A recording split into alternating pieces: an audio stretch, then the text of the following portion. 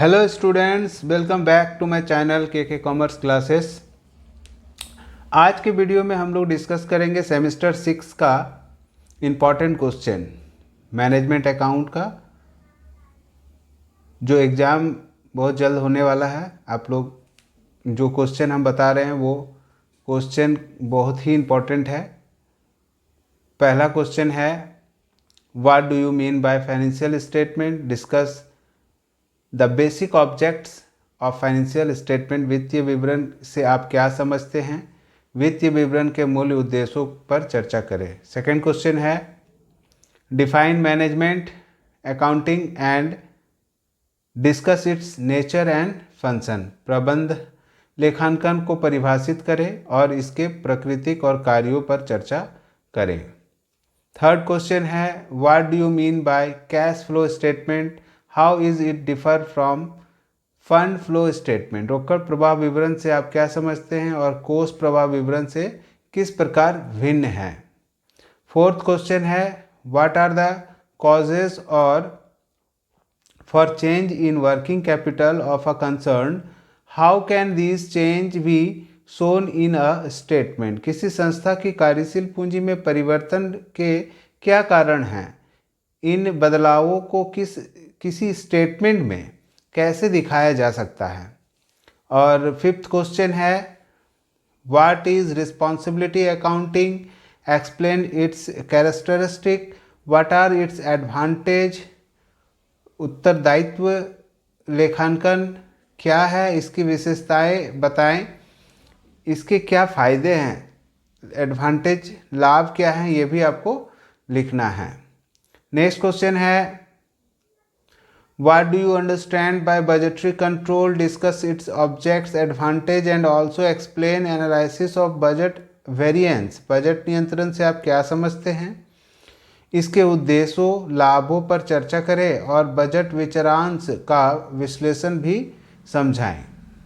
ये सारा क्वेश्चन का आंसर आपको बुक में मिल जाएगा। अगर आप मैनेजमेंट अकाउंट का बुक रखे हैं SVPD, तो वहाँ से आपको सारा आंसर मिल जाएगा। Define decision making and explain its characteristic and techniques of decision making. निर्णयन को परिभाषित करें और इसकी विशेषताओं और निर्णयन की तकनीकों की व्याख्या करें। और कुछ शॉर्ट नोट है जिस पर भी आप अपना कंट्रोल करें, मतलब याद कर लें, समझ लें। जैसे शॉर्ट नोट पर फर्स्ट शॉर्ट नोट है, स्टैंडर्ड कॉस्टिंग मतलब मानक लागत क्या है, सेल्स मिक्स क्या है, इसका प्रोडक्ट मिक्स भी आता है but I think sales mix ज़्यादा इम्पॉर्टेंट है। कॉमन साइज स्टेटमेंट क्या होता है ये आपको लिखना है। लिक्विडिटी रेशियो क्या होता है ये लिखना है। वर्किंग कैपिटल कार्यशील पूंजी क्या है ये भी आप लिखना है। ये सारा क्वेश्चन जो अभी बताएं ये तो आपको थ्योरी लिखने में मदद करेगा, और थ्योरेटिकल क्वेश्चन जो भी है वो उसमें से मे भी 100% तो नहीं बट हाईली चांसेस है कि ये सारा क्वेश्चन में से ही कोई क्वेश्चन आपका आ जाएगा। अब कुछ न्यूमेरिकल्स का भी बात कर लेते हैं, क्योंकि इस चैप्टर में न्यूमेरिकल भी आएगा।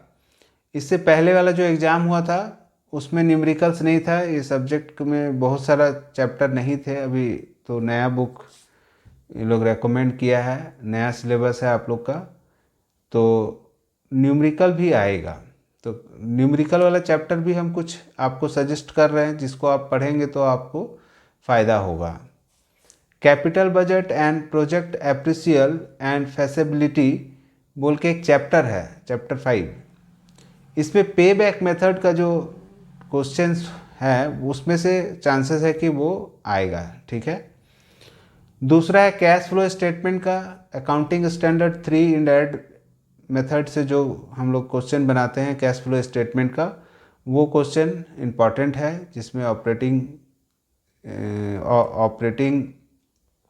फाइनेंस और इन्वेस्टमेंट एक्टिविटी तीनों को आप देख लीजिएगा। रेशियो एनालिसिस में जैसे लिक्विडिटी रेशियो होता है, activity ratio, profitability ratio, solvency ratio, तो आप इसमें लिक्विडिटी रेशियो और एक्टिविटी रेशियो पर ज़्यादा ध्यान देंगे। उसमें से भी क्वेश्चन आने का पूरा पूरा चांसेस है। और फोर्थ में है decision making and managerial costing system, जिसमें मार्जिनल कॉस्टिंग, ठीक है, marginal costing, statement of marginal costing बनाने के लिए दिया जा सकता है।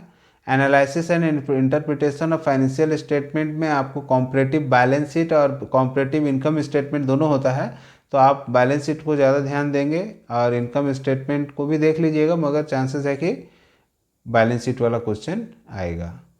अगर वीडियो पसंद आए तो अपने दोस्तों में शेयर करें और वीडियो को लाइक कर दें। Thank you.